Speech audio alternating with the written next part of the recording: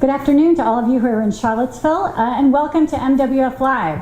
I'm Nancy Hopkins, Director of Programs for the Presidential Precinct, and I'd like to welcome you to our weekly speaker series that is providing our Mandela Washington Fellows an opportunity to share their ideas and their perspectives with folks here in Charlottesville, with each other, and to a global audience through the Presidential Precinct Network and also through the YALI Network. So those of you who are here in person, welcome. We're so glad you could join us. And for those of us who are joining online, we'd like to welcome you as well for participating in a virtual capacity today. Today we're coming to you from beautiful Morgan Farm, which is one of the Presidential Precinct's 6 partner sites. And each week during our Civic Leadership Institute, we will be hosting one of these MWF Live speaker series from the site where we are for the week. And this week we're here at Morven. And we are so proud to be able to put this panel together here in beautiful Central Virginia, which is really the birthplace of modern democracy. It's where 3 of our founding fathers did some foundational thinking about rights and liberty and citizenship. So it's an inspirational place to talk about big issues facing all of our countries and all of our communities. Our topic today is women's rights and empowerment, and we have a wonderful set of panelists for you and a first-rate moderator. So I'm going to hand the microphone over to Annie Meng, who is Assistant Professor of Politics at the University of Virginia, and I will let Annie take it from there. Great, thank you so much. I'm so excited to be moderating this fantastic panel, and we have a wonderful set of panelists. So as Nancy mentioned, my name is Annie Meng. I'm a political scientist. My research focuses on authoritarian regimes, and I study executive power in Sub-Saharan Africa from the 1960s and onward.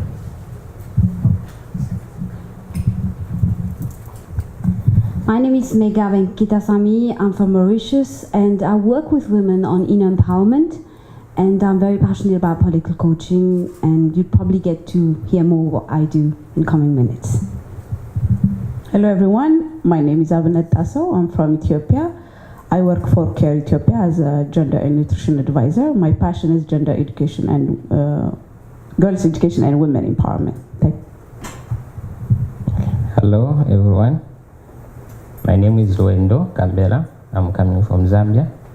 I'm an independent researcher working on the area of women issues, human rights, women empowerment, as well as a policeman. Thank you. Hello everyone, my name is Mariyann Jabang. I am from the Gambia, a graduate of Women and Gender Studies and currently employed at the Ministry of Health and Social Welfare of the Gambia. Thank you. Great, thanks so much. So let's start with our first discussion question, which is, in your own work on empowering women, what is the most promising or optimistic aspect of the fight for gender equality? And on the other hand, what is the biggest challenge that still remains? Okay, thank you very much for the question. I want to start by giving a quote by Margaret Thatcher, who said, "If you want something to be said, ask a man. If you want something to be done, ask a woman." Yes. So for me, that is an encouragement, because we are people who believe in the works of a woman. We are the people who believe women are actors on the other side.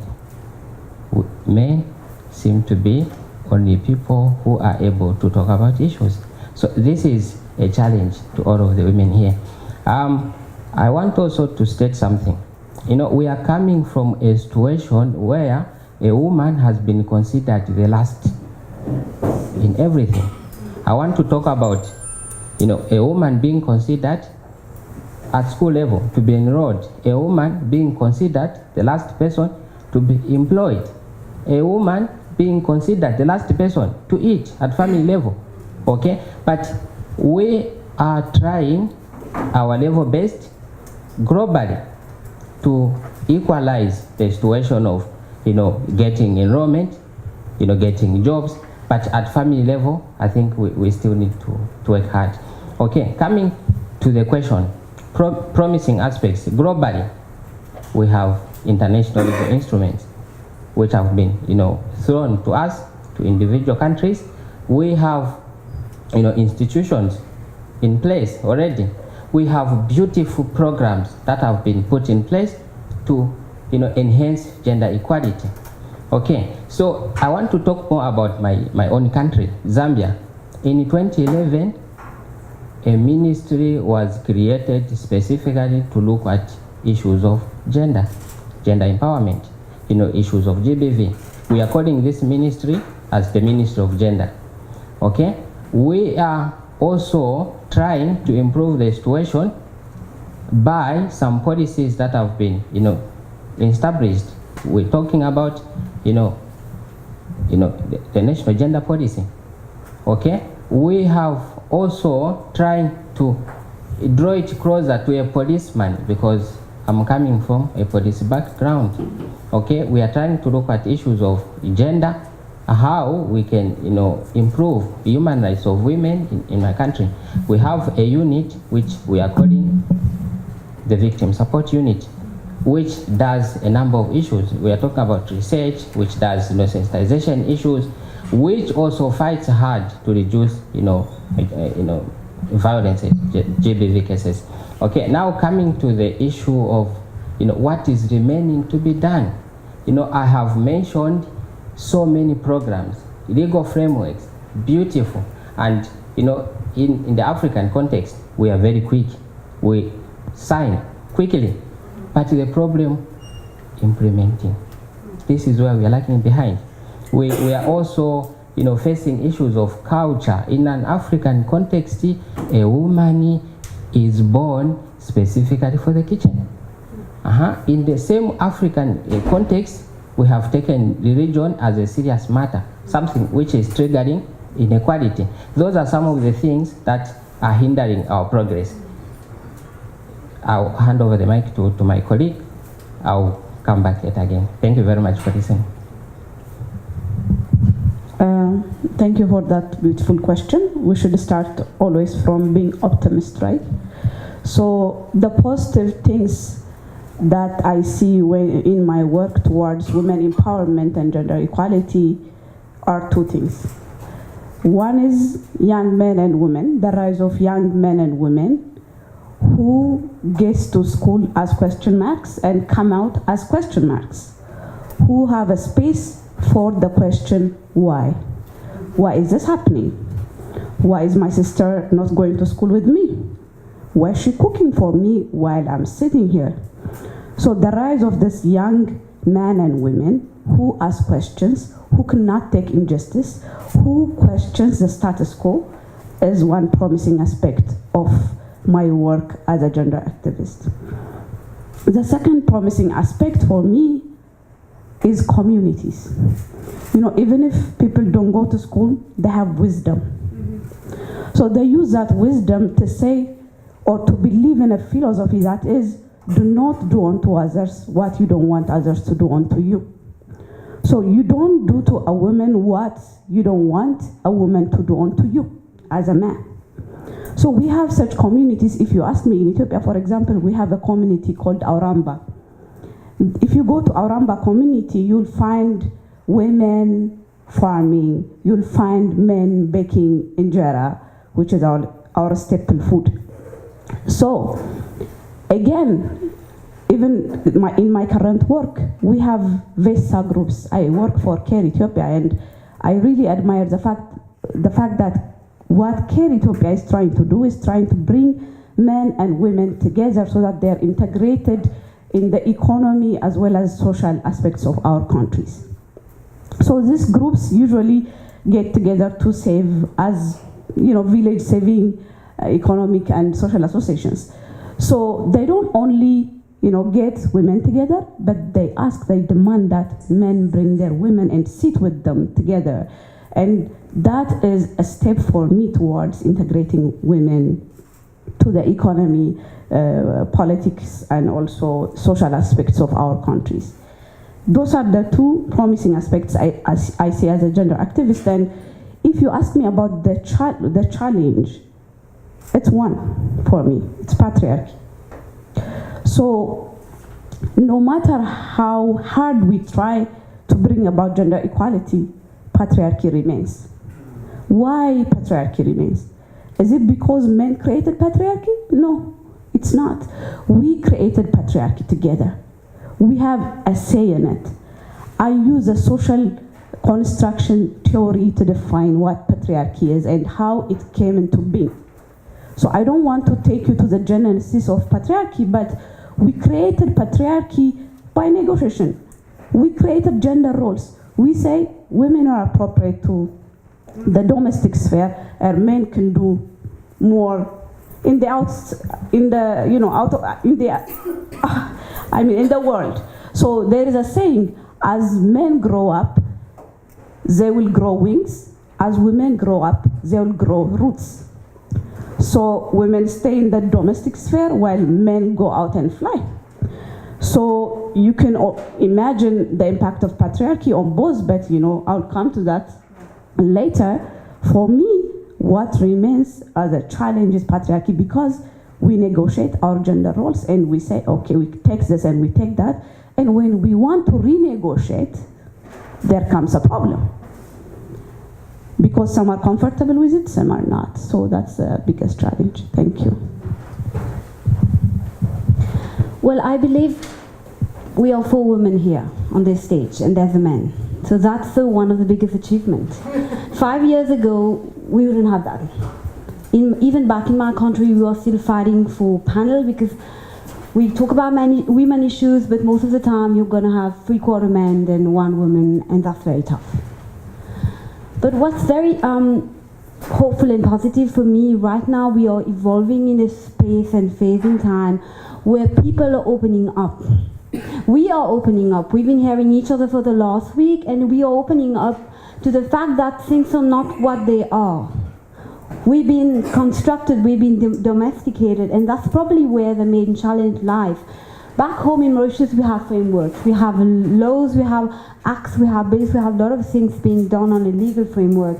But things are not happening because even we are facilitators, we tend to be frustrated, but we forget that we are actually talking about embedded core beliefs, poison core beliefs, which constantly tell human beings that this kind of person, she isn't enough, and you are good enough to be there.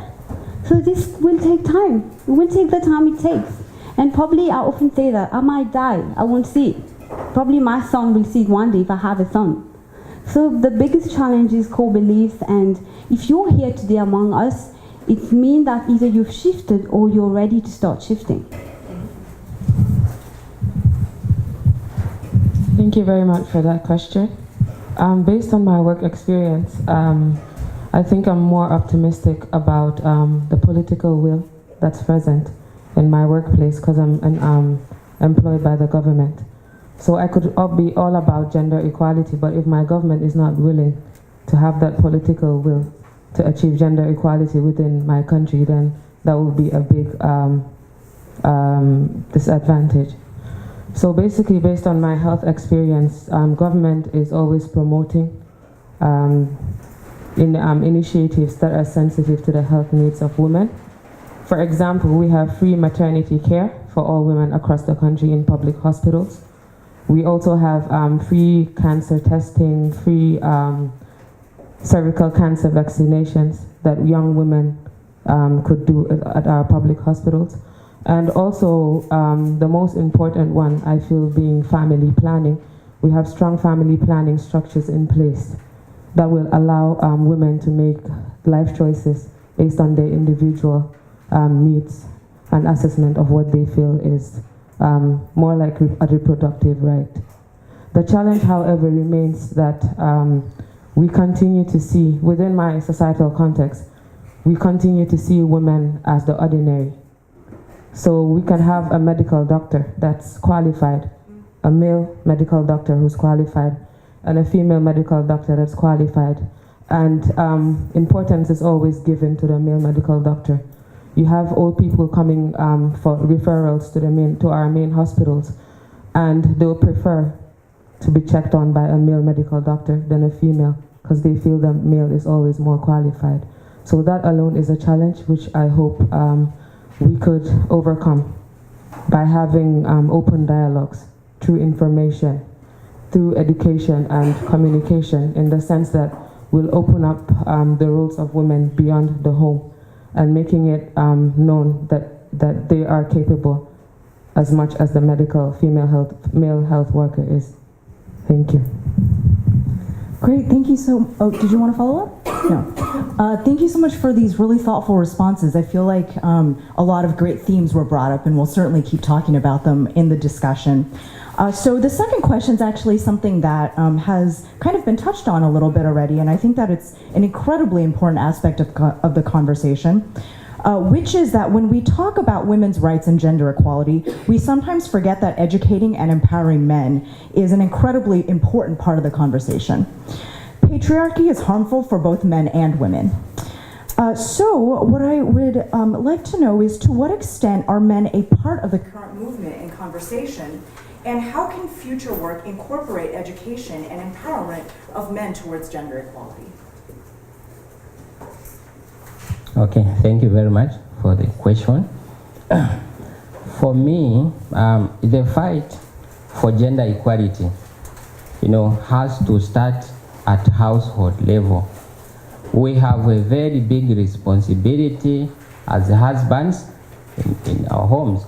We have big responsibility as brothers to make sure that our wives, our sisters, our nieces, are empowered in terms of education, are empowered in terms of political positions.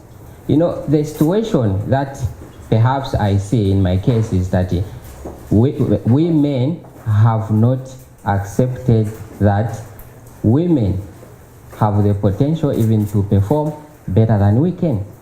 Okay? So this is something that we really need to work on. Let us take it upon ourselves as men to empower our sisters, to empower our wives. Okay? Then coming to the question. Oh, sure. How can future work incorporate education and empowerment of men? In terms of the future work, I want to come back to the global initiative that the UN Women is undertaking, something that is called He for She. Yes, that is a great platform in which we can use. That is a great platform that we can use to educate our men, to educate our boys, to understand that women have also a great role to play in the development of our individual countries. For our own information, in most of our countries today, I think in my case, in my country, half of the total population are women. Okay, this is a great resource that we have in our hands that can contribute to the development of our countries, especially in an African context. So for me, we need to do our level best in educating men to understand that even women have the potential to contribute to the development of our countries. Thank you very much. Thank you very much for that question. For me, when we speak of patriarchy and men's involvement towards achieving gender equality, what comes to me is the lack of data that we have when it comes to understanding the perspectives that men have towards gender equality itself. And that's the only way we could tackle the issue of gender equality, is by including men. So if we lack this data, it will be hard for us to measure the progress we have made so far and what needs to be done more. The best approach will be gender mentorship programs, one which I already run, in which you try to incorporate gender. Instead of having young boys stick to the regular gender roles that they're used to, you push them to go beyond it and break the definitive rules of what gender is. I think in the formative years, it's the best time to get the idea of gender equality in them, and they'll grow up believing in it And then by the time we say 2034 or 2050, you'll see a drastic change in the attitudes of men towards derailing female progression. Thank you. When I talked about the problem that persisted so far regarding gender equality, I talked about patriarchy. So patriarchy is playing a greater role, in stopping us from achieving what we want to achieve. So as I said earlier, patriarchy is not a problem of men. Men didn't bring it to earth. We brought it here together. So how can we bring an end to it? Now the problem is when the activity specification led to gendered roles. Men were put in one box and women in the other box, right? So they thought that that would help develop their country, their family, even the entire world. Now that needs redefinition. So if we can talk about gender or the economics of gender, when we talk about gender, we're not talking about women. We're talking about development. So for the development to happen, what shall we do? Then we redefine our gender roles. So keeping men in one box and keeping women in the other box wouldn't bring about development. Like almost 52% of our population are women in my country. And their role, or they're tied to the domestic roles. Of course, women play a greater role in the productive, reproductive, and community roles. That is not considered. For example, before my mother gave me the education that I wanted so bad, that I needed, I used to say to others, my mother doesn't work. They used to ask me, she's a housewife, she doesn't work. Then I realized one time that, she gets up early in the morning, cooks for me, sends me to school. When I come back, she's doing this and she's doing that. She don't even go to sleep for that matter. But I still say that she doesn't have work. So for us, the value that we have about work is related to the money that we bring to our home and to the economy. So let's redefine gender. Gender is not about women. It's not. It's about development. So in order for us to develop our nation and contribute our greater share in this globalized world, men and women should have equal say. For that to happen, the gender roles should be renegotiated. When we feminists, we go on grassroots and we start working, one of the things that we rest on heavily, we talk about figures. So we tend to say, well, we've got 95% of men up there, so men have the roles. But this is one thing that hits me hard. Not because men are up there mean they are conscious human beings. The president of this current land, he's an example. He is up there, but he's not conscious. He's jeopardizing the future of this entire nation for something else. Back home, the same thing is happening. And this is why I love to say that men are in truth an acknowledged wounded of patriarchy. Researcher, activist, and feminist Bell Hooks talks about it. Probably she's the only one that talks about it to that extent. She says that patriarchy hurts men a lot. And one of the most profound wounds that patriarchy brings to men is men are denied of their entire emotional system. So by default, a young man, a little boy, will be told not to feel. You're not allowed to feel anyway. If you cry, you're a sissy. If you cry, you're a girlie. So for me, when I hear we need to bring men together, for me it will really start by, if we as women, we really believe that our role is to elevate this world. For me, it's not just about bringing men on the table. It's about we women posing and saying and acknowledging and honoring that men also are hurt. Men also been through a lot. Men also still go through a lot. Patriarchy also hurt men. And this is an individual work, and it's not easy. For a lot of women out here today, it's not easy to pause and say, I'm hurt, you hurt me, but I know you've hurt too. And I believe this kind of action happens through inclusiveness and collaboration. What I mean by inclusiveness, back home, every year in Mauritius, we spend over 1 million rupees. Let's say around let's say over in dollars it might be like $50,000 or even a little bit less in gender programs and gender awareness programs. But we don't include men, and most of the time, you know why men don't want to get in? The kind of narratives we share is horrible. And men don't want to hear that all the time. Even if you're not hurting a woman, you don't want to be in a room where you get to hear all that stuff. So inclusiveness calls for programs that balance out, that tells both sides of the stories. And the second thing, I understood that there are funders here today, there are potential sponsors. So you as potential sponsors, and when we are applying for funds to you, ensure that the kind of programs that we are writing for actually is inclusive. Actually, we're going to touch both men and women. And this will, by default, pushes us, women and men, families working on grassroots, to kind of say it's time to shift the way we work. And by default, when I think of shifting the way we work, it calls for an emergence of a new wave of facilitators, which we haven't seen so far. We haven't seen facilitators that embrace men and women, that embrace beliefs that really come from the heart. And this is not like a la-la world where we go around and say we're spreading love. No, it's really facilitators who believe that say we are different, but we're still going to include you. Facilitators who will go out and work not just for women and men, but minority groups at the same time.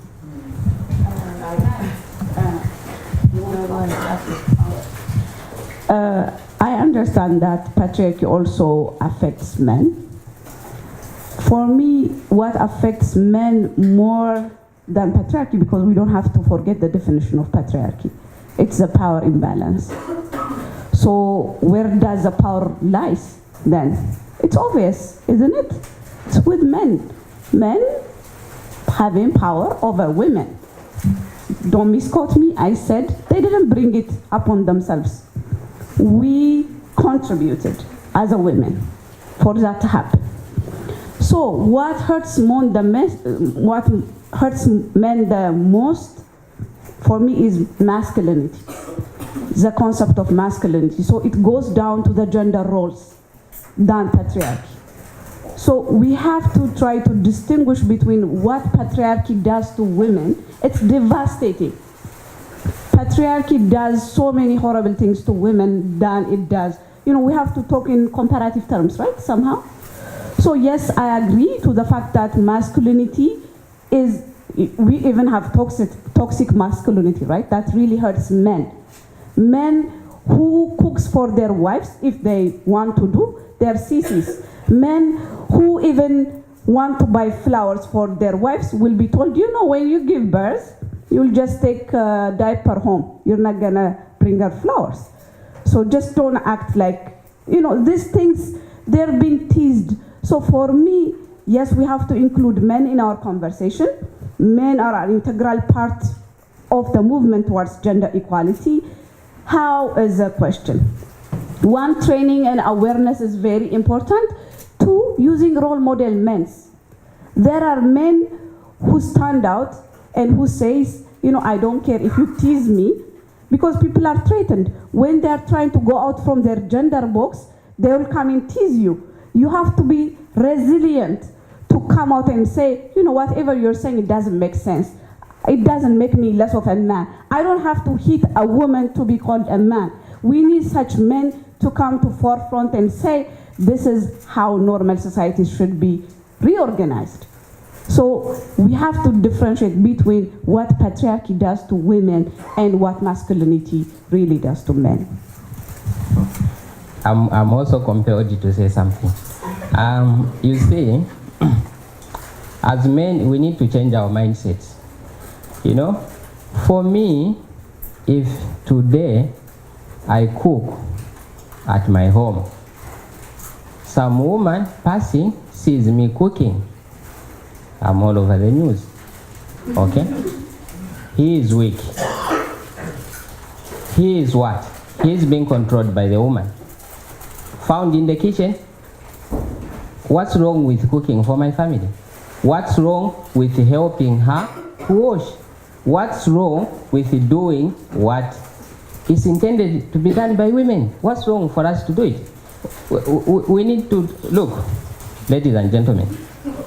even when it comes to emotions, you know, we feel when I cry for her, I'm not strong. I'm not a man enough. Where is this coming from? Where is this coming from? So this is what we are facing. This is the most, you know, difficult challenge that we are facing as men. We need your support. If I cook for my wife, that should be good news. It should. If I cry for her, that should be good news. But I'm going to be laughed at. So sometimes even when we want to do some things that are supposed to be done by you, we get scared. We don't want to be laughed at. Thank you very much.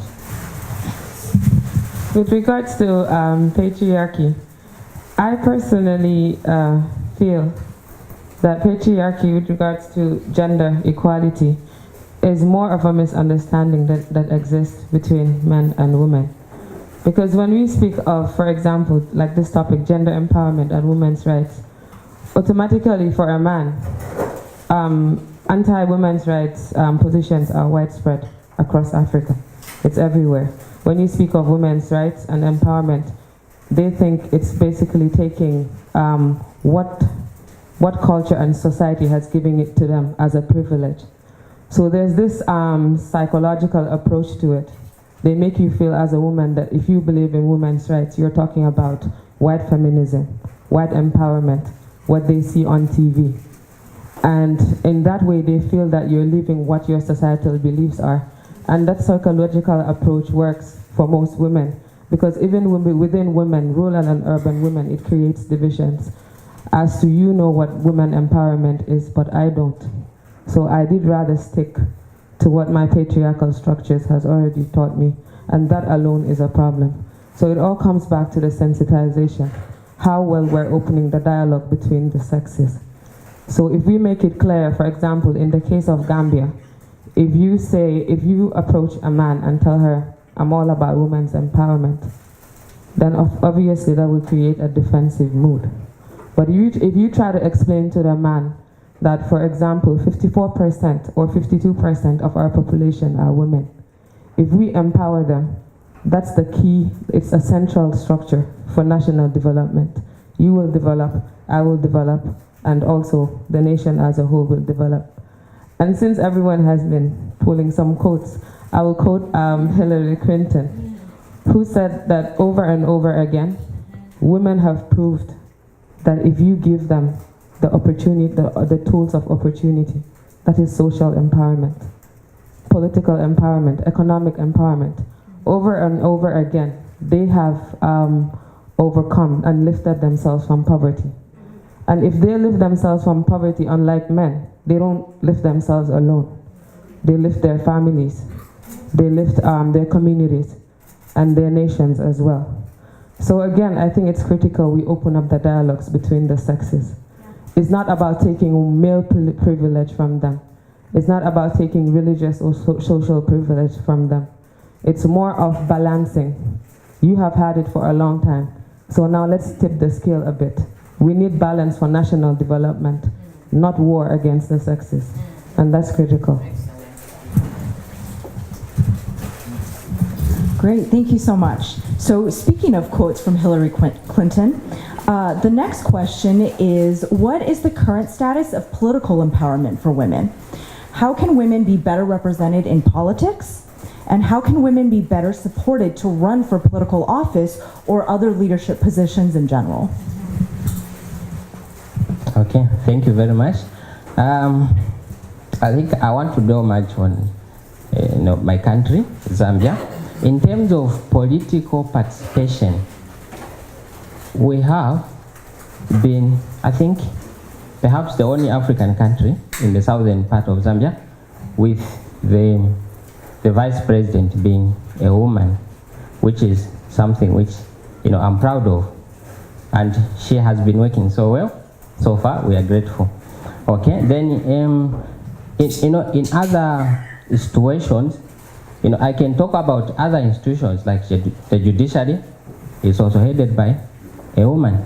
The Human Rights Commission is also headed by a woman. Even the electoral body is also headed by a woman. So at national level, we have the structures in place to support political participation of our women. The challenge comes, the support that they need from their fellow women. I think there's still a gap existing. We have not seen many of the women supporting their fellow women. We have not yet seen, men supporting women in political positions. We want to use men to dance for us during campaigns, but we are not ready to dance as men, dancing for the women. Okay, so I have a success story in my case. I'm proud of Zambia in terms of political participation. We still have, other challenges. If we talk about the parliament, we have something like 18% of women in parliament, which is not good. So, and we have, like Rwanda. I can cite Rwanda as an example, which has done tremendously well in terms of empowering women, in political positions.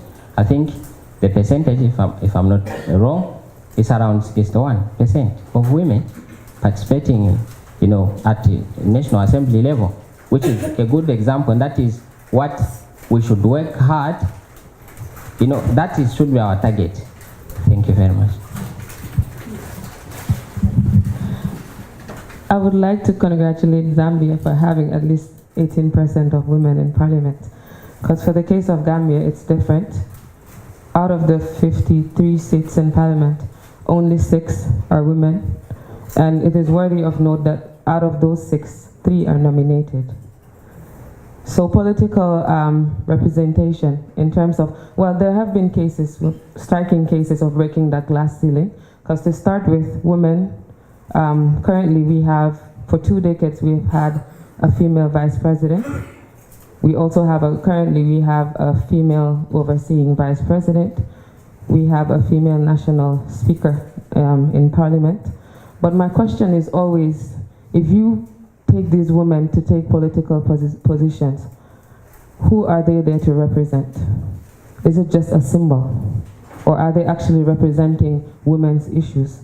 Or are they putting their communities over other communities within their parliamentary jurisdiction?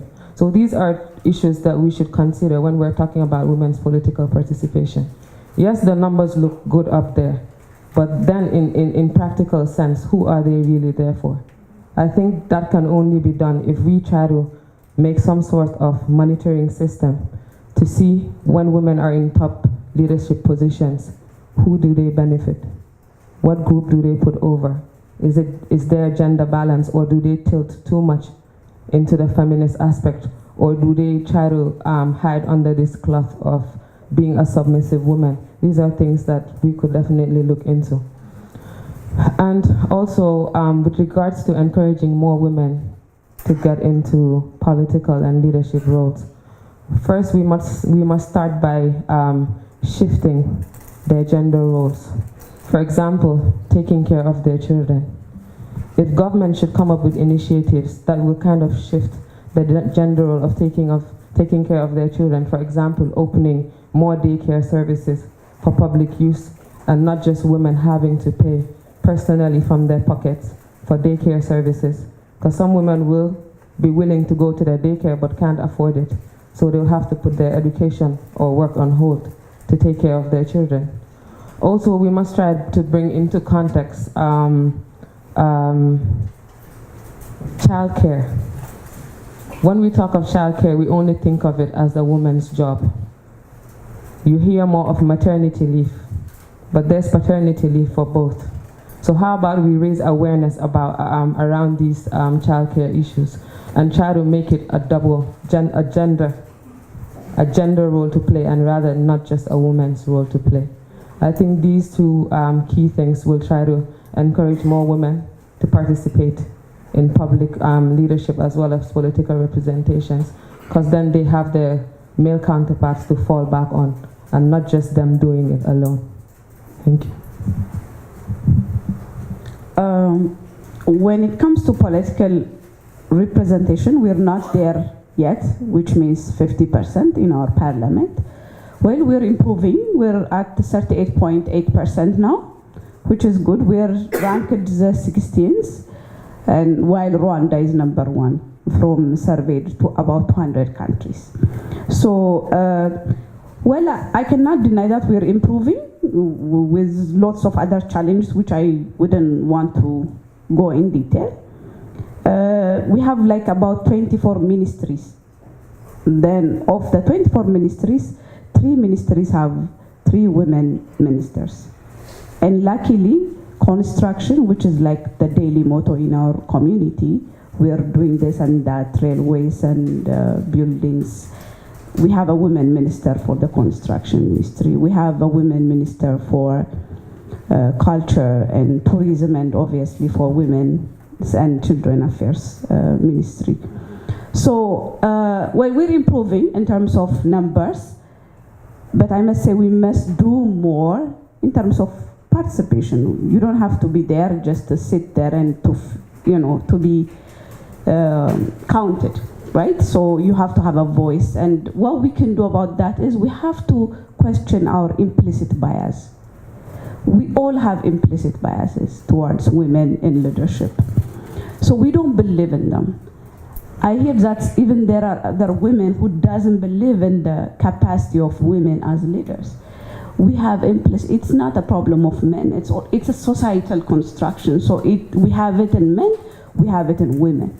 So my dear friend, maybe if I tell her I'm running for political office, she may have, yeah, you can do it, but she will have that implicit bias that she wouldn't tell me. She may think maybe a man, can do better job than I can do. So for us to allow more women into the political space, the political sphere, we have to be open-minded enough to question our own implicit biases. That's one. The other is, it goes back to girls' education, right? If you don't have as many women as possible educated who can say, there are challenges, but I can fight them, I have the capacity. You cannot, fill the numbers, the participation, and so on. So girls' education matter the most. Again, we have emerging leaders. So our government, even civil society, will have a responsibility to train them.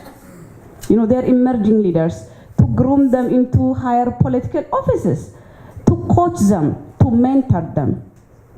You don't have to have 30 women ministers in one room, give them a leadership training and go. No. We've been deprived of so many things, right? So we need intimate coaching, mentoring, so that we can excel. That was not our domain. We're trying to conquer it now, right? By conquer, I'm not saying I'm, kicking men out together. But let's share that space. For us to share that space, Mariyann talked about the infrastructures, for example, the daycares. You go to parliaments and you're increasing number of women. Do you have a daycare around there? And on the other hand, your Ministry of Health is telling you should breastfeed a baby. Exclusive breastfeeding is promoted for 6 months, right? And you have to leave your baby at home. Maybe you could pump and put it in a fridge. Maybe you don't have that pump. You know what I mean? So we have to think of the infrastructural aspects of how we can make an enabling environment for women so that they shine and come to political forefronts. I remember when Hillary Clinton, I was her big supporter. I was disappointed, really. Yeah, I am still, right? Yeah. So she said in one of her campaign speeches, she said, the glass ceiling is cracking. And I still have it in my, as a status in my Skype account. I thought it was cracking. It's not. Still thick. Still very thick. America was not ready for a female president, let alone others. I know you can tell me so many other reasons why Hillary Clinton was elected, but for me, it was also gendered. So, it's not like a problem that I have only back home, but you have it as well. So we all have to question our implicit biases so that we make a space for women to, you know, crack, or not crack actually, break that glass ceiling, break that glass walls. Thank you. My fellows often believe that I come from a small island, a beautiful place, a democracy, we are mixed, and everything is fine. So how come she's here? Because everything is fine. We are 1.8 million people right now, and exactly 52% of us are women. According to the Interparliamentary Union statistics, on 193 countries as at June 2017, would you have any idea where Mauritius is ranking right now on politics, empowerment of women? We are 156 on 193. That's huge. But there was something very significant that happened in 2012, and I was part of it. We were only a group of 10 people. And that was where the Pareto principle applied for me. You go to university, you learn it, but you live it only in life. So we were only a bunch of 10 human beings, and we wanted more women in politics. That's where I started. I started with wanting more women in politics. For me, it was about figure. And when we say how do we increase more women in politics, affirmative action, quota. So we say we're going to go for quota, and yesterday Kiapa gave the example of how there is no goodwill from political leaders. Even back home, there is no goodwill from political leaders. So these situations are very simple. We're going to lobby for quota. But when you lobby for quota, it means that at a point in time, they will vote and they will ratify the constitution. But quota on its own never works. If you want quota to work, you must have side backing actions, which is what we did. What we did was we went around from 2010 to 12, we trained 500 women on grassroots. So it was fair enough, because when the act finally get passed out, the politician came in a very cheeky way, asked, but where are the women? Now they're active here. So there were 500 women, half of it stood as candidates. But training women on electoral and campaigning skill is very vital, because most of the time when women stand, especially for village council election and municipal elections, they will ask, where does she come from? I get asked, where do you come from? What is your political background? What do you know? With your family. So at least when they can stand up and speak out, they know what canvassing is, they know how pollings happen. That's very useful. But the other part of it is educate your voters, and we did that. And voters' education means when you train women on electoral and campaigning skill, bring other women who won't stand as candidates, but still they will gain from the experience. They will understand why their voice is important. Mauritius, and like most of African countries, we have the same legacy. We vote bloc. So if you're in my family, we love blue, we're going to vote blue. It's not a matter of whether we have values or not. So the underlining of the work that we did back then was revolve around values. You need to understand, as a woman candidate, what do you stand for? Where are you trying to go? What change are you trying to bring? Because women in local council, they are the one who bring the change, not men. They are the one who are going to ensure that the rubbish gets picked up. So that was part of it. Voters' education, and voters' education to be intensified where election is near. Go on grassroots, talk to people, make them understand why their voice is important, because this, we often forget it. I haven't spoken for years, until I turned, I don't know, in my late 20s, because I was told as a little girl, you are lips, and you talk too much, and you're too loud. So I'm just an example. Now imagine what other women go through. So that's part of it. But then for me, the biggest part is political coaching. And when I say political coaching, it's something very specific. It is not about a politician telling a woman what to do.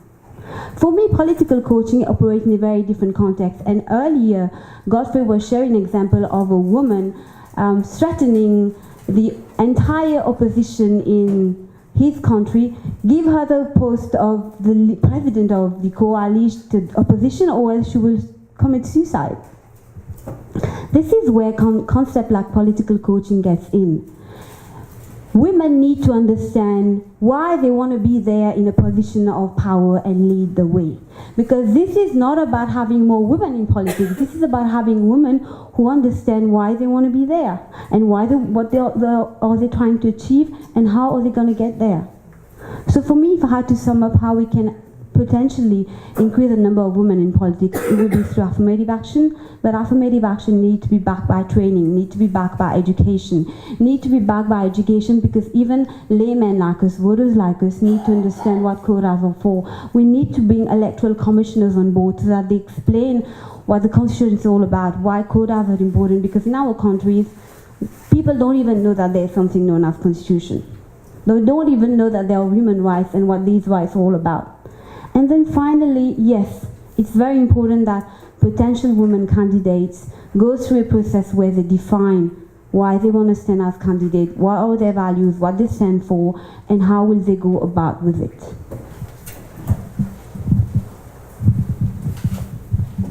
I agree with Megha with regards to the political coaching. Yeah.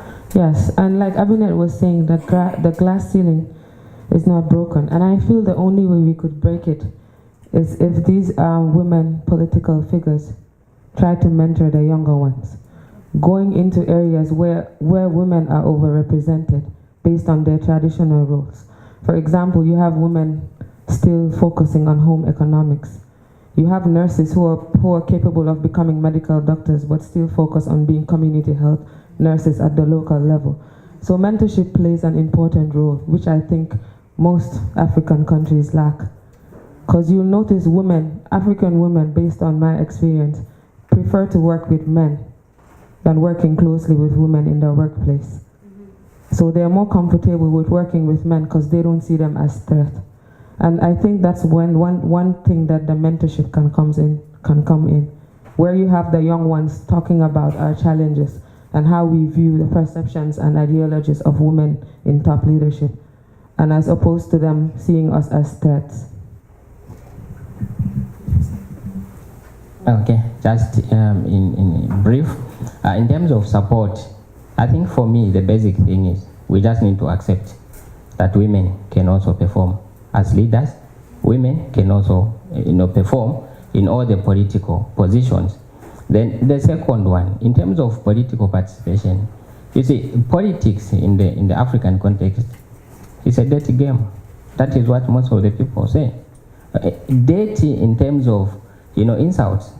If you are a woman, you want to contest for a political position, you need to learn how to insult. You need also to be ready to be insulted. But then if you look at, a woman is a very respected person. She doesn't want to be insulted.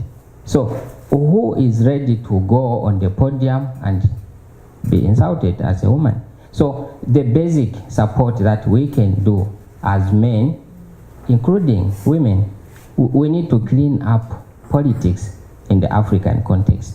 We need to clean up, the way we take politics. Political positions were created for all of us, not only men. Thank you very much.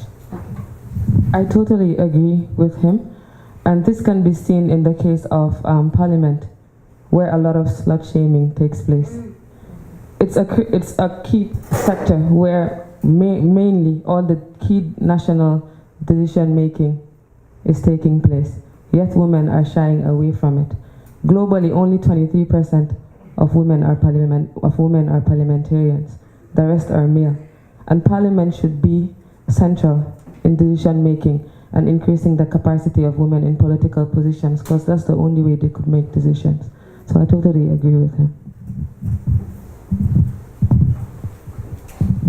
Great, thank you so much for this wonderful discussion. At this point, we're actually going to open it up to the audience, and we'll take some questions both from our audience here as well as from our Facebook audience online. So does somebody, yes, I see a hand. Thank you very much. My name is Dr. from Zimbabwe. Now I have a question that I'm directing to all the men on the panel. My question is, you said we should have trust in women. That's a good point. Yes, we should have trust in them. But now, she gave an example of one female candidate of an opposition party in the country. All the opposition parties are trying to form a coalition. and she's one of the opposition leaders, and she said, if you don't appoint me the leader of the coalition, I will commit suicide. Right? Now, she doesn't want to be contested by anyone. She doesn't want any primary election. She wants to be appointed. Now the question, my question is, what's your take on the issue of giving women a quota, or the issue of the quota system? What's your take as a man? And isn't it those campaigns to do the quota system, isn't it an attempt to get some special privilege?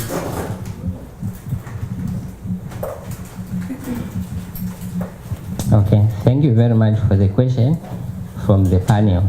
The question is coming from a politician, and I've never been involved in politics before. I'm only a spectator. Okay, but then for me, I think what is lacking is acceptance. We have not accepted as men that even our women can take part in politics. Okay? We have not accepted it. We just need to accept it. There is no two-way about it. Even them are human beings. They have the right to participate in politics. Then an exciting, example. You are talking about that particular woman who's ready to take her life if she will not be nominated. Okay. For me, that is a drive. I think she's ready to use any platform to ensure that she is made the leader of that coalition. For me, that is a plus. We need to go that direction. Maybe it will help for us men to understand. I'm not saying she has to kill herself, because no one wants to see our mother dying. Perhaps it could be a way of changing your mindsets, and maybe she will succeed by threatening us men, because we have not just accepted. Okay, so please, you are the counselor, you are someone in politics. Can you make WhatsApp calls? Can you make even phone calls? Can you campaign for her? Make her stand. Thank you very much. There's something I often say, and I get lashed back at home. I say that women leaders are an unintended byproduct of patriarchy. What I mean that most of us women leaders, we were born in a patriarchal system, and then we emerge as leaders from a patriarchal system. At the core of patriarchy lies the concept of power, but power used in a pervasive way, which means power over. In patriarchy, it says that when I'm here, I'm gonna crush you, because this is patriarchy. And sadly enough, even women leaders who are leading today, and this applies to all of us women here, we might be carrying those poison core beliefs in our very system. As a coach, trust me, I've suffered for months and years because I have no choice to look at my own beliefs, and it's very painful. And when I get to work with women like that, I'm facing human being who believes in feminist issues, but when they reach up there, they're gonna crush every other woman. Because patriarchy says, even if you are fighting for a cause, when you are up there, you're the only one who has the right to shine. She can't shine. If she starts shining, I'm gonna dim you off. I'm gonna do everything, anything to dim you. So yes, that's a fundamental thing. That's why I said from the very beginning, sadly enough, we are working with core belief. And that woman in question who was trying to suicide herself, probably she will never do it. She probably had this one of the core beliefs within her system. And it's sad, because as a human being, her intention might be, she just want to be there. She just want to move things ahead. But how is she acting? She's acting from a patriarchal frame. Maybe one quick thing I would like to add here. We don't have to forget about those women who can put up with the insults, who can resist, who can still fight and become leaders in this patriarchal society. So not all women are weak or fearful of the insults or the political pressure that could come about. So the quota system takes into consideration women's participation in decision making. But then it's one thing to have the quota system and it's another total different thing if you should have an implementation process that's tied to it. Because if, like, Emmanuel yesterday made reference to a hairdresser who was it nominated into parliament? Yes, she was nominated. Who was nominated into parliament through for example, the quota system. If you have someone who's nominated into parliament, a woman, just to make the figures look good at the international monetary level, that's one thing. But then if you have a mechanism in place to pave ways for these people to excel, that's another thing. So you can have the quota system, but if you have it and you have a woman that's not so qualified, as he put it, to get into parliament, find ways of getting that woman to excel. This can be as simple as, if the woman can't communicate in English because she didn't go to school, allow local women to speak their local languages in parliament and just not communicate in English. That's just one example of how the quota system is totally different from letting women excel in political representation. I think they're two different things. Oh, great. So unfortunately, we only have time for one more question, and I'm actually going to take it from our Facebook audience. But it's been a really great discussion so far, and I'm sure that we'll continue this conversation. So the question that we got from our Facebook audience is the following, and it's especially relevant for you guys. And the question is, how do community leaders such as yourselves gain skills to keep on moving forward without being completely drained of their energy?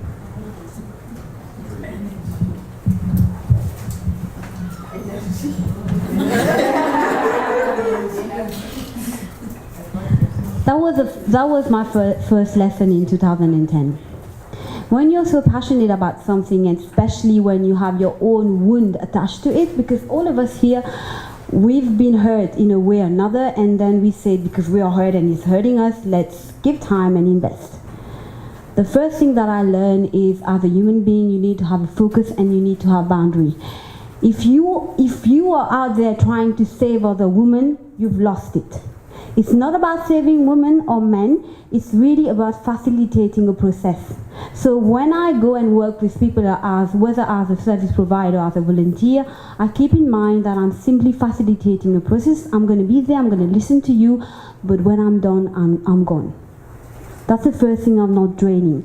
But the most important thing for me is about what issue, which one do you choose? There are so many things to fight for. You could choose for women in politics, you could choose for women in academics, but which one? Choose your focus and then work consistently on it. And there are a lot of other facilitators out there, and sadly enough, we don't try to interconnect. So this is another good way of saving on energy. Intersect, interconnect, and pull them in. Let them do what you can't do, or let them do so that you save your energy. And most importantly, and I believe in it, if I don't take care of myself as someone who has dedicated to serve a cause, it's not going to happen. I can't give up. So over the years, I've learned, and I do it consistently, I invest into myself. That's the way through. The energy for me is a story that I know, and I'm going to share it with you. Imagine a 13 years old young girl in a rural part of the country, which means Ethiopia, who was given for a marriage. And during that night, the first night of her marriage, she had to sleep with the husband. Then she ran away the next morning, but she was pregnant. She ran away. Her father, even if he arranged the marriage, he took her in. Then she gave birth to the baby. Then her father said, it's not normative for you to stay home. You have to marry again, and send her to another marriage. Then she stayed in that marriage.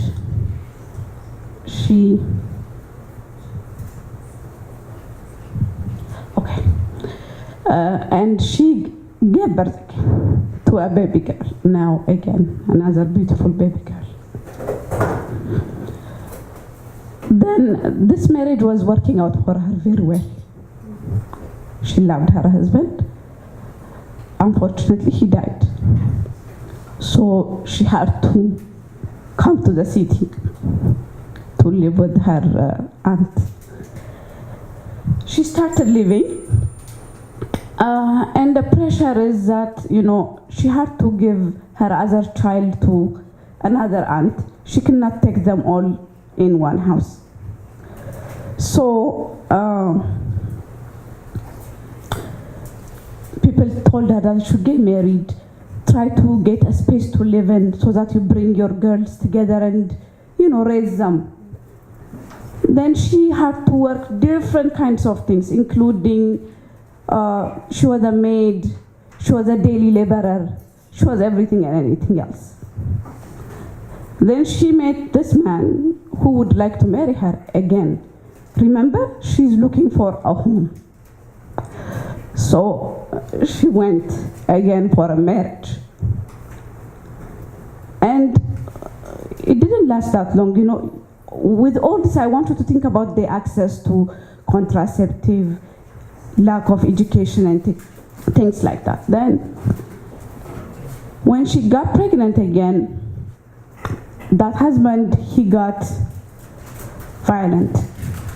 She had to leave him again. He was violent. She could not resist violence, so she left again. She left and went back to her aunties. Thanks to her, she take her in. But again, after some years, again pressure comes, and they told her, no, you need to have a place to stay. She didn't have a place to stay. She had to rely on marrying someone so that she gets a home. She got married again, but this time it was an amazing person. He gave her the home. But after giving birth to the fourth child, which is still a girl, he passed away. After that, she didn't get married. She stayed there. She got her world, which is the home, right? So she started raising her two children. The other two were almost on the right track. They are married. She sent these two girls to school. And one of them holds an MA degree. The other is graduating this year. So that is an energy for me. I'm the third child. This is my mother I'm talking about. So thinking about her story, it keeps me going. It keeps me saying that education is very relevant to girls. It keeps me motivated that, people should really consider sending their girls to school, making sure that they have access to everything. You don't have to rely on anybody for you to have access to housing, access to healthcare, access to whatever you call it. So having such story in mind, I cannot just sleep. That's my energy every day. My mother is my energy. Thank you. I'm emotional right now. I could cry. Okay, thank you very much. Maybe a very brief comment on that one. Very emotional, story coming from our colleague here. Very touching. Personally, I easily cry also, just like all of you. Yeah, so I don't want to say much, but I want to tell you something. Be persistent. Never give up. Yes, you have the capacity, all of you. And you have all the space that you need. I'm the only man here, 4 spaces for women. It's like this. Even in scholarships, it's like this. Even in educational opportunities, it's like this. Even in political fields, you have the space. Utilize it and never give up. Thank you very much. Could you repeat the question?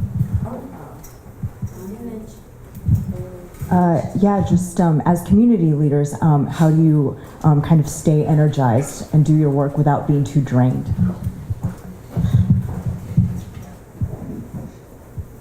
Sorry, I'm a little bit emotional. Okay, so for me, personally, like Abinet, I'll tie it to education. I'm from a country where 27% of young adult women went to school. They're educated.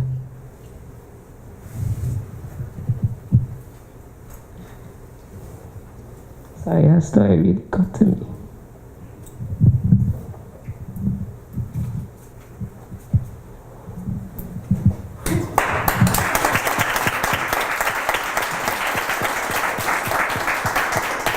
I don't want you to be sad for her. I just don't want you to know her story and to not sympathize, to have empathy, to understand what it means for a woman to have access to everything that a man has. That's it. You don't have to be sympathizing with her. Just have an empathy. Okay, I think that her story really motivated me because, like I said, I'm from a community where 27% of young adult women are illiterate and 55% of men are educated. So lucky enough, I'm part of those educated ones. And that only gives me an advantage to fight more for what I want.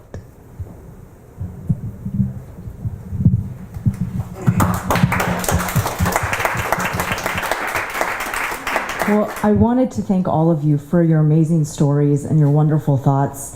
I think that this has been a really fantastic conversation, and I'm so honored to have heard about your work and everything that you're doing to push things forward and to bring men and women on board and really to empower women and men and really move us towards gender equality. So thank you so much for your comments and for participating. Thank you so much for our audience, both here and on Facebook. Thank you very much.